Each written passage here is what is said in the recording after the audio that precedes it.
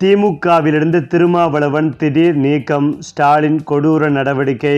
அதாவது தமிழகத்தில் திமுக கூட்டணியில் திருமாவளவனின் விடுதலை சிறுத்தை கட்சிகள் அங்கம் வகித்து வருகிறது. இந்த நிலையில்தான் விடுதலை சிறுத்தைகள் கட்சியின் மகளிர் அணி சார்பில் மது மற்றும் போதைப்பொருள் ஒழிப்பு மாநாடு காந்தி ஜெயந்தி தினமான அக்டோபர் 2ஆம் தேதி கள்ளக்குறிச்சியில் நடைபெற உள்ளது. அந்த வகையில் விடுதலை சிறுத்தைகள் கட்சியின் தலைவர் தொல் திருமாவளவன் நேற்று சென்னையில் பத்திரிகையாளர்களை சந்தித்து பேசினார். அப்போது அவர் விடுதலை சிறுத்தைகள் கட்சி நடத்தும் மது ஒழிப்பு மாநாட்டில் பங்கேற்க அதிமுகவிற்கு திடீரென்று அழைப்பு விடுத்தார்.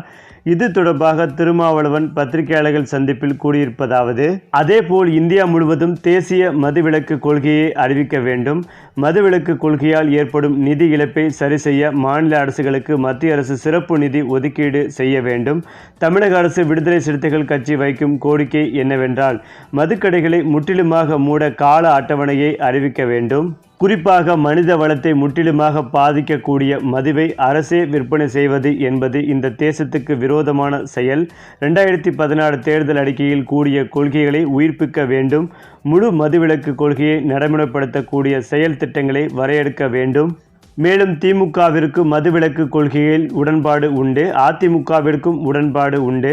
அனைத்து கட்சிகளுமே மதுவிலக்கை சொல்லும் போது மதுக்கடைகளை மூடுவதில் என்ன தயக்கம்? மேலும் மதுவிலக்கு கொண்டு வருவது தொடர்பாக தமிழகத்தில் தயக்கம் உள்ளது. அதிமுகவும் திமுகவும் இதில் தயக்கம் காட்டுகிறது. தயக்கம் உள்ளவர்கள் அனைவரும் மாநாட்டிற்கு வரலாம். அதிமுக கூட வந்து பங்கேற்கலாம். அனைத்து கட்சிகளும் வரலாம்.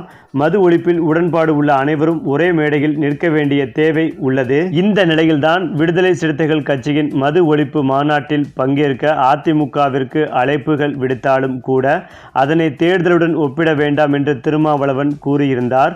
இருந்தாலும் கூட அரசியலில் என்ன வேண்டுமானாலும் நடக்கலாம் என்பதால் அதிமுகவிற்கு அழைப்பு விடுக்கும் திருமாவளவனின் இந்த பேச்சு என்பது திமுகவினருக்கு அதிர்ச்சியை ஏற்படுத்தி வந்தது.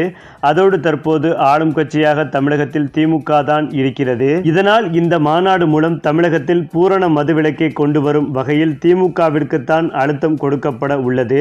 இதனால் திருமாவளவனின் நிலைப்பாடு என்பது மாறிவிட்டதா?